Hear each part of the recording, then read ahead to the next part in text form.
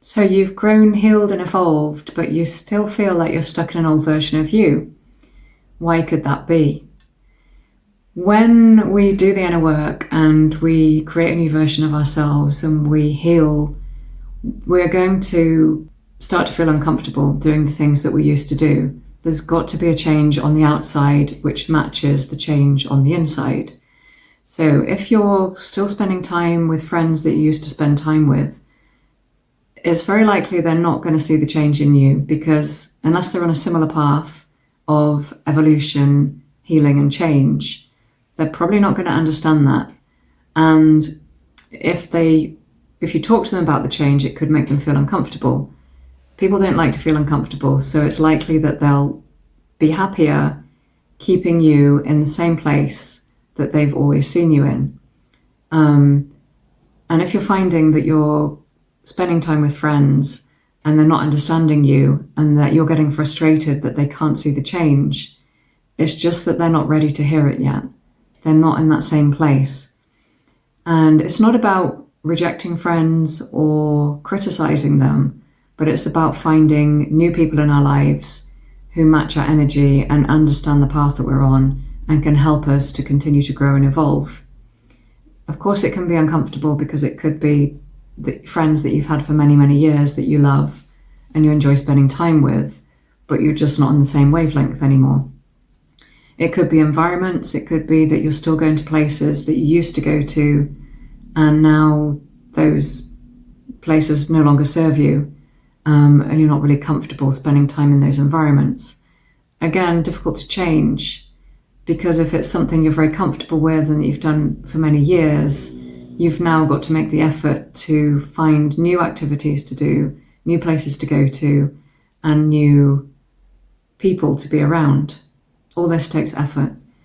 And in terms of activities, again, it could be that there's activities that you've done for years, maybe even most of your life, that have lost their meaning. And that can be very disturbing and disconcerting, because all of a sudden something that you used to love, you just don't seem to have the energy for it or the interest anymore. It could be that a period of isolation is needed, as uncomfortable as that probably sounds. But it could just be that you need to step away and spend time alone in order to develop self-love, in order to work out what it is that you want without having those outside influences. You need to understand your own energy.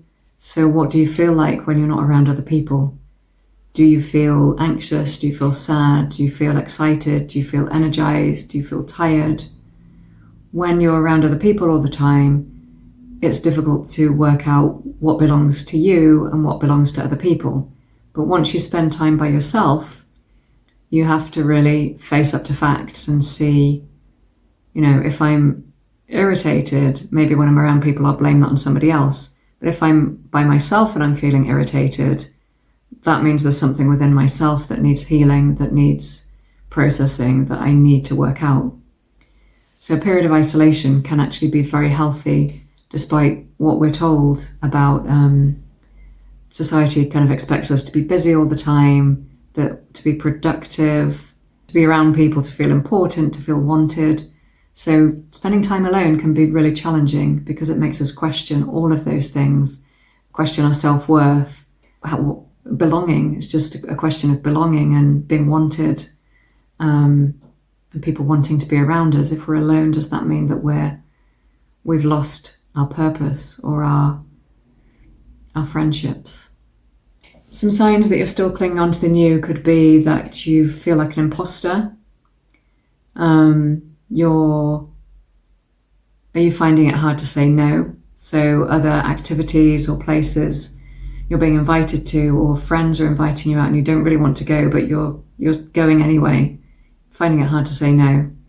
Maybe you're even revisiting old wounds. So you've done some healing work, but you're still holding on to something which was painful before you started that.